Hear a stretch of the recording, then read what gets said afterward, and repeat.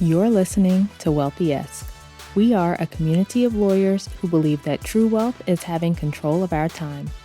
I'm Ro Thomas, and as a busy wife, mom, and former Big Law associate, I know all too well the tension between the culture of the legal profession and pretty much everything else you want to do in life. That's why each week I'm bringing you the information and tools you need to improve your money mindset and manage your money to create true wealth. Because ultimately, it's not about the money. It's about the freedom and flexibility the money affords. Hey friend, welcome back to the show.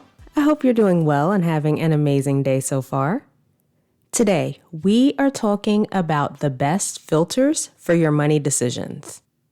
I think the concept of core company values is helpful in thinking about this. A lot of businesses have values that the business leaders use to run the business, and these values shape the decisions they make for the business. One big example that's often cited here is Johnson & Johnson and the way they handled the Tylenol poisoning back in the 80s. So at that time, a bunch of people in Chicago died after taking Tylenol that someone had laced with cyanide. And although there was no indication that Tylenol in other areas of the country was affected, Johnson & Johnson recalled Tylenol nationwide, which cost them millions of dollars. And it all stemmed from their company value of consumer safety. They say this is their top value. They also set up numbers where consumers could call the company about safety concerns over Tylenol. They allowed consumers to exchange bottles of Tylenol they had already purchased for new bottles straight from the manufacturer. They changed the way Tylenol itself was formulated. So it used to be a capsule with powder inside, which is why it was so easy for this person to lace it. And I think this is when the tablets and the liquid gel capsules and that kind of stuff were created. And they became the first company to implement tamper-resistant packaging. So the foil seal over bottles that we see now, or the plastic wrapper around the tops of the bottles, or the fact that bottles are glued shut. That started with Johnson & Johnson. I share that story to show how the company's value of consumer safety dictated how they handled this situation. They weren't figuring it out in the moment, right? They didn't have to come up with what the value was. They had decided ahead of time. And then based on this company value, they went above and beyond to protect consumers here. We can use the same kinds of filters for our money decisions. So you can decide ahead of time what you value most and which things are important to you, and allow those things to dictate the way you manage your money. You might value convenience or personal care, or you might value experiences over things. When you identify that up front, you identify the things that are most important to you up front, you can use those things to filter your money decisions rather than spending on impulse or spending without thinking about it and wishing you had that money for these other things that are actually important to you. I have talked a few times about how a lot of times we spend money on things that we don't even care about, but it's just because we haven't thought about this. We haven't identified those things that are important to us and made those decisions up front that can guide those later decisions that we make about how we use our money. So I want to share a few examples so you can see how my clients have used the things that they value to decide how they're going to use their money. In the first example, one of my clients really valued having freedom, or, maybe a better way of saying it is she valued having options. She was working in Big Law and she was starting to feel like it wasn't for her. She also felt like she was always waiting for the other shoe to drop. That might not be quite the right saying, but she felt like things could change at any moment with her job. And she wanted to have financial security, so she knew that she would be okay if she were to leave or if she were to be fired. And so we started creating a freedom fund for her. She was really focused on getting out of debt when we first started working together, but she had these moments where she would talk about wanting to have more options for her career, or wanting to be able to leave, or wanting to be okay if she were let go.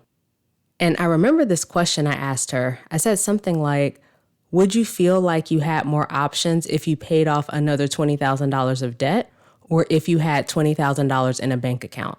And she chose the $20K in a bank account. And so we started working on building her savings rather than paying off more debt. Her story is a really good example of using your values to inform your decision making because she valued having the freedom or the options. So when she's thinking about, what's that next step that moves her closer to having that freedom or having those options, she decided she was going to save rather than pay off more debt. But your values don't always have to be things like freedom or like safety, as we talked about with Johnson & Johnson. For a lot of my clients, it's not one of those intangible things. It's more things they enjoy or things that are just important to them in life. For example, back in episode 199, my client Laurel came on and she shared her experience with coaching. And one of the things that she talked about was how shopping is really important to her and how much she enjoys it. She wanted to be able to get out of debt, but she also wanted to keep being able to shop. So that's one of the things that we made sure that we put into the plan. Another thing that was important to her was gift giving. So we put that in her plan to where she's able to build up a fund to buy gifts for her loved ones and not throw herself off financially. And again, this is just an example of using the things that are important to you or the things that you value to guide your money decisions and to filter those decisions so you make the best ones for you. In episode 152, another client, Denisha, came on and we talked about our work together. And one of the things that she mentioned was how personal care was really important to her.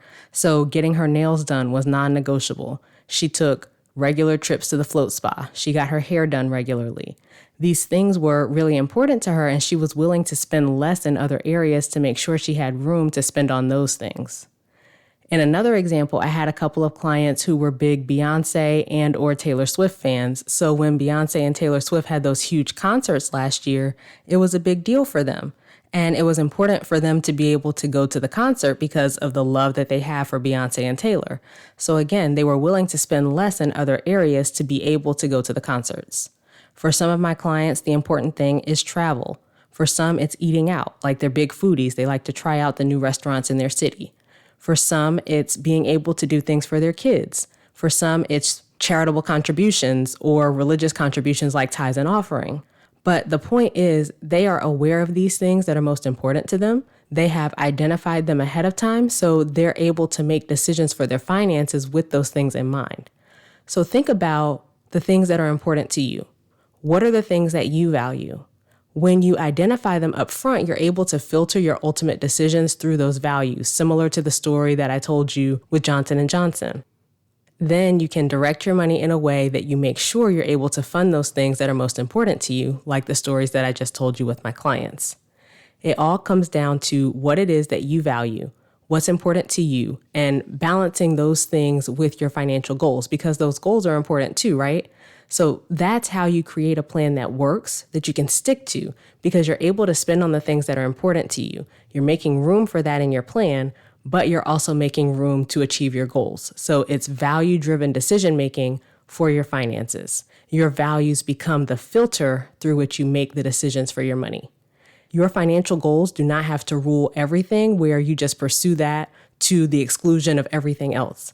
That's a big part of my philosophy on money, because when you cut out everything and you're so focused on the goal and you're telling yourself, I can't do this, I can't do that, I can't spend this, you get to a point that you get tired of it, right? Like ultimately, you end up going back to how you are used to spending. And sometimes we overindulge. Like you've been cutting so much, you overindulge in those things. And it's just like crash dieting, right? That's how people get in the yo-yo cycle with dieting and with managing their money. So you want to take a more balanced approach, which starts with identifying the things that are important to you that you can use to filter the decisions you make with your money. That way you're able to create a money management system that allows you to do the things you enjoy and that you don't feel like you have to take a break from. All right, so that is it for this week's episode. Please take a second and share this episode with a friend or two who you think could use this information. Sharing helps us get this info in the hands of more lawyers, and I greatly appreciate your support. As we close out, friend, I pray that you take the information you learn here, apply it in your life, and open up to the realization that wealth is available to you. As you do that consistently, week after week, you'll continue to take steps to regain control of your time, build wealth, and live the life of freedom and choice you deserve. Talk to you later.